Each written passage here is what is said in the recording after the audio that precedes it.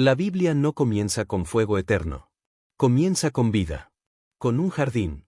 Con armonía perfecta entre Dios y el ser humano.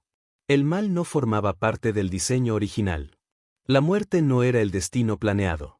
Pero la historia cambia cuando aparece la desobediencia. Desde el principio, la Escritura introduce la posibilidad de elegir. No hay amor verdadero sin libertad. Y donde existe libertad, existe la posibilidad de rechazar la luz. El pecado no es solo un error moral, es ruptura, separación, distancia de la fuente misma de la vida. Con el tiempo, la maldad crece. La violencia se multiplica. Las generaciones se alejan cada vez más del propósito original. Sin embargo, junto con el juicio, siempre aparece la misericordia. Dios advierte antes de actuar. Llama antes de juzgar. A lo largo del Antiguo Testamento, el concepto de juicio se desarrolla progresivamente. No se trata solo de castigo físico o consecuencias temporales. Se introduce la idea de un día definitivo, un momento en que toda injusticia será confrontada. Los profetas hablan de un día ardiente. De una separación final entre justos e injustos. De una purificación que no será parcial, sino absoluta. Cuando Jesús aparece en la historia, el lenguaje se vuelve aún más explícito. Habla del fuego eterno. De las tinieblas exteriores. Del llanto y el crujir de dientes. No utiliza imágenes suaves. Sus advertencias son claras y directas. Describe un lugar preparado originalmente para el diablo y sus ángeles. Un destino que no fue diseñado para la humanidad, pero al cual puede llegar quien rechaza la vida ofrecida. Habla también de un juicio individual. Cada persona comparece ante Dios. No por comparación con otros, sino por respuesta a la verdad recibida. La responsabilidad es personal.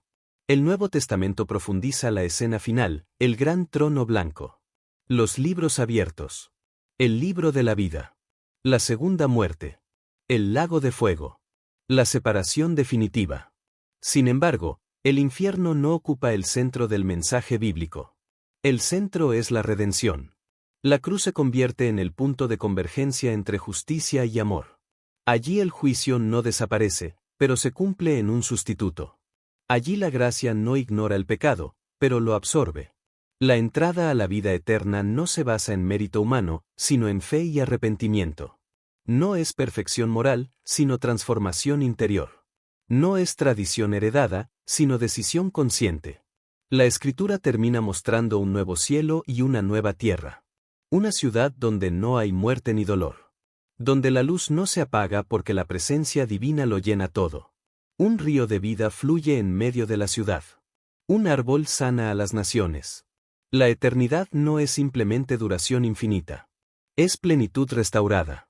Pero junto a esa promesa luminosa permanece la otra realidad, la separación eterna para quienes rechazan la gracia. El infierno es descrito con fuego, oscuridad y abismo. Algunos lo entienden como lugar literal.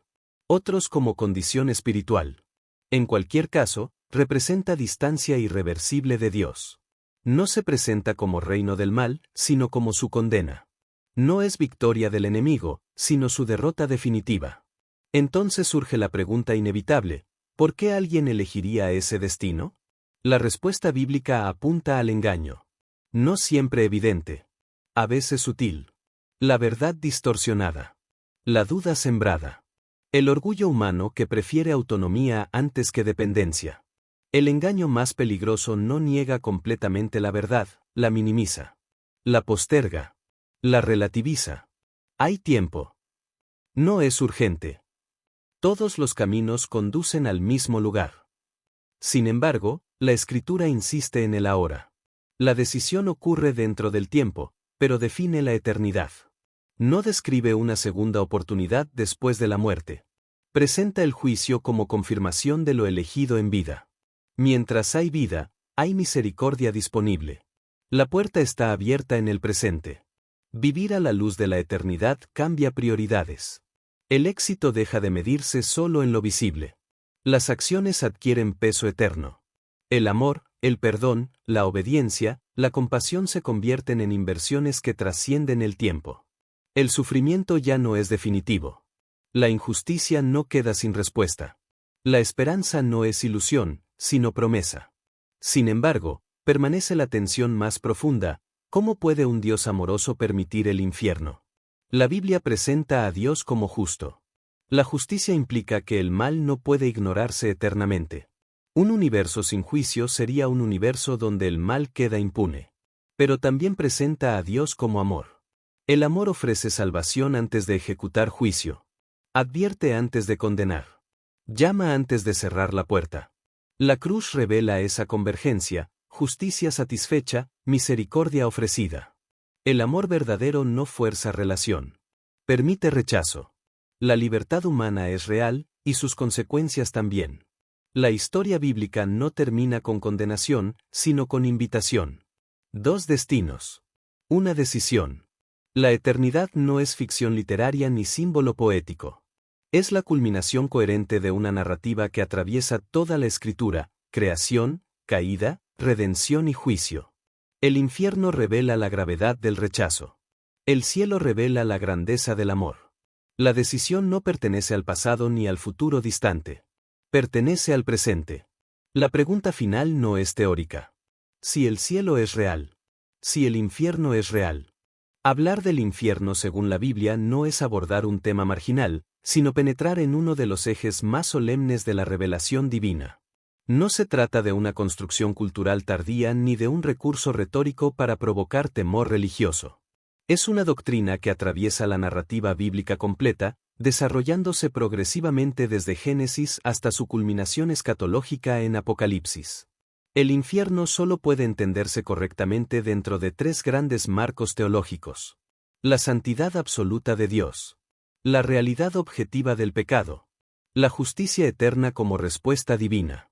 Sin estos tres elementos, la doctrina pierde coherencia. La advertencia en el Edén introduce el principio fundamental: el pecado produce muerte. No es simplemente una infracción legal, sino una ruptura ontológica con la fuente misma de la vida. Cuando el ser humano se aparta de Dios, la muerte espiritual comienza inmediatamente y la muerte física se convierte en su consecuencia histórica. Desde ese momento, la humanidad vive bajo una condición caída. La Escritura no presenta el infierno como un capricho divino posterior, sino como la culminación lógica de una separación voluntaria y persistente. El juicio no aparece como reacción impulsiva, sino como resultado inevitable de la rebelión continua frente a la santidad perfecta. En los textos hebreos aparece el término Seol. En libros como Salmos y Job se describe como región de sombras y profundidad. Sin embargo, la revelación no se detiene allí. En Isaías surge la imagen del fuego inextinguible, y en Daniel 12:2 se establece una distinción eterna: vida perpetua o vergüenza perpetua. Aquí el juicio deja de ser temporal o meramente histórico. Se convierte en destino escatológico. La progresión es clara. De muerte física a muerte espiritual. De Seol general a distinción moral. De juicio nacional a condenación eterna individual. En el Nuevo Testamento, especialmente en Mateo y Lucas, el lenguaje se vuelve directo y contundente. Aparecen expresiones como fuego eterno, tinieblas exteriores, lloro y crujir de dientes, Gehenna, perdición del alma. Estas expresiones describen una realidad consciente, irreversible y eterna. No se trata de metáforas vacías. El uso reiterado de imágenes intensas indica que el sufrimiento y la separación son reales, aunque el lenguaje humano solo pueda aproximarse a describir su magnitud. Una de las mayores tensiones teológicas surge al preguntar: ¿cómo puede un Dios amoroso permitir el infierno? La respuesta bíblica no elimina la tensión, pero la contextualiza. Dios no es solamente amor, también es justicia y santidad perfectas. Si el mal quedara impune eternamente, la justicia sería negada. El infierno no contradice el amor divino, revela que el amor no anula la responsabilidad moral. Además, la Escritura presenta paciencia, advertencia y provisión de salvación antes del juicio final. La condenación ocurre después de oportunidades reales de arrepentimiento. Sin juicio final, la injusticia histórica quedaría sin respuesta. La opresión no tendría rendición de cuentas. El mal triunfaría indefinidamente. El lago de fuego descrito en Apocalipsis representa la erradicación definitiva del mal del orden creado. Desde esta perspectiva, el infierno no es solo castigo, es purificación cósmica. Es la garantía de que el universo renovado estará libre de corrupción. Más allá de los términos teológicos, el infierno confronta directamente la responsabilidad personal. La Biblia no presenta la condenación como destino colectivo inevitable, sino como consecuencia de una decisión individual frente a la revelación divina. La vida presente adquiere peso eterno. Cada acto, cada elección, cada respuesta a la gracia tiene proyección perpetua. La doctrina del infierno no puede separarse de la doctrina de la salvación. En Juan 13 declara que quien cree no perece. La cruz adquiere significado precisamente porque existe condenación real. Si no hubiera juicio, la redención sería innecesaria. La magnitud del rescate se mide por la gravedad del peligro del cual se rescata. La narrativa bíblica concluye con una separación absoluta. Nueva creación para los redimidos. Lago de fuego para los que persisten en rebelión. No existe neutralidad eterna. No hay tercera categoría. La historia humana culmina en resolución moral completa. El infierno según la Biblia es revelación progresiva. Expresión de justicia divina. Consecuencia lógica del pecado. Realidad consciente y eterna. Separación definitiva de la presencia gloriosa de Dios. Destino preparado originalmente para el mal. Advertencia solemne para la humanidad. Marco que magnifica la gracia. No es el centro del mensaje bíblico, pero es una parte inseparable de su coherencia teológica. La Escritura no presenta el infierno para fomentar terror irracional, sino para despertar conciencia moral. Tampoco lo presenta como deleite divino, sino como sentencia justa tras paciencia prolongada. El mensaje final no es condenación inevitable, sino decisión urgente. La vida es breve. El juicio es seguro. La eternidad es definitiva. El infierno no es la última palabra para quien responde a la gracia. Pero es la consecuencia final para quien la rechaza. Gracias por ver el video hasta el final, no olvides suscribirte y darle like, recuerda activar el botón de la campanita para que no te pierdas más videos como este, hasta la próxima.